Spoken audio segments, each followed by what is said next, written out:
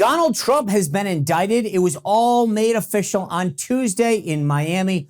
Trump facing 37 counts, including 31 violations of the Espionage Act. The Biden Justice Department says Trump had classified information that he should not have had and went to great lengths to conceal and cover it up. Let's be clear what's really happening here. If mishandling of classified information is the real problem, the real violation, then let's stop and review who else should have been at that courthouse with him. For starters, Hillary Clinton. She had a secret server with a bunch of classified information on it. Information that ended up on Anthony Weiner's laptop, and I don't think that's too secure. She had a BlackBerry that they literally crushed with a hammer to avoid detection. They also tried to wipe her secret server clean with something called BleachBit. You want to talk about covering it up? There you go. And former director of the FBI, James Comey, apparently he cleared Hillary Clinton, didn't he?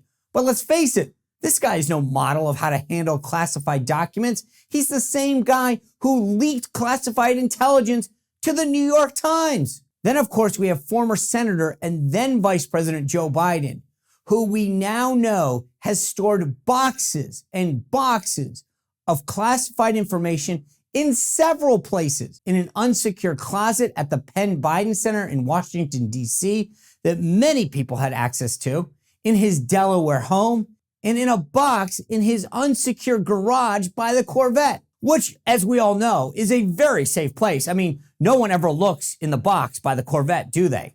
Right? The leftist media call all of this whataboutism. They call it this because they don't do their job, and they support Hillary Clinton and Joe Biden and hate Donald Trump. They say the big difference is that Biden, and let's not forget former Vice President Mike Pence, while we're at it, gave the classified documents they kept back to the National Archives, and they didn't try to keep it. By the way, the only reason they even looked for any of this and gave it back is because they watched what was happening and unfolding around Trump. Biden's had this stuff for years. Let's stop pretending he's some kind of Boy Scout. Here's the thing, by the way, that's not even what the law says.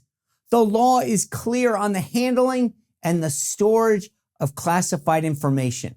It has nothing to do with the intent to give it back. If you mishandle or improperly store information, that is the violation. People get prosecuted all the time for mishandling and improperly storing classified information. They lose their security clearance. They lose their jobs for mishandling classified information. Nobody ever says, oh, you didn't mean it?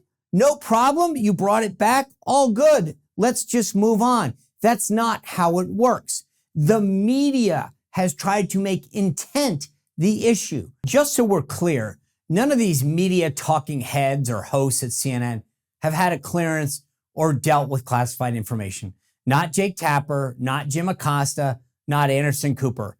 And for the love of everything that is good, I think we all know that Rachel Maddow and the nut jobs over there at MSNBC have never had a security clearance. By the way, speaking of CNN, these guys who are all so high and mighty over there, they hired Andrew McCabe, who was fired from the FBI for leaking classified information. They also hired James Clapper. This is the guy who led a letter of 51 intelligence officials lying about the intelligence nature of the Hunter Biden laptop.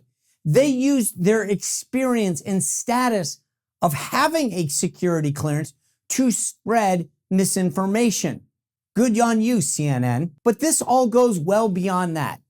None of the aforementioned people were president, and the president of the United States is the only one who can single-handedly declassify information. Second, there was never any dispute that Trump had these documents. They knew it, and he admitted it. This is where another important issue comes into play, the Presidential Records Act. Part of the reason that Trump had all of these documents was because as he left office, he's supposed to be working with the National Archives and Records Administration to determine what is personal and what is not, what is no longer classified and what is. Let me give you an example. The planning and schedule of a presidential trip that he would have taken as president is classified at the time, right? We don't want the bad guys to know where the president is going and what's on his schedule. But after the trip and the meetings have occurred, it's no longer classified. It's history. Now, I want to be clear on one thing. I believe that classified information is classified for a reason. It protects our nation's sources and methods. It protects our strategies, our plans, and our people. It should be taken seriously. It should not be mishandled or improperly stored.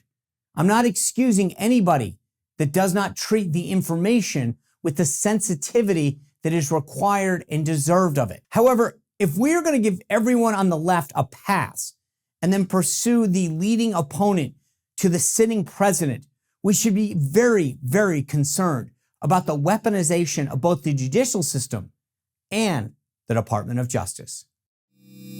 Well, if you enjoyed this video, click the like button, subscribe, and ring the bell to make sure that you never miss another video.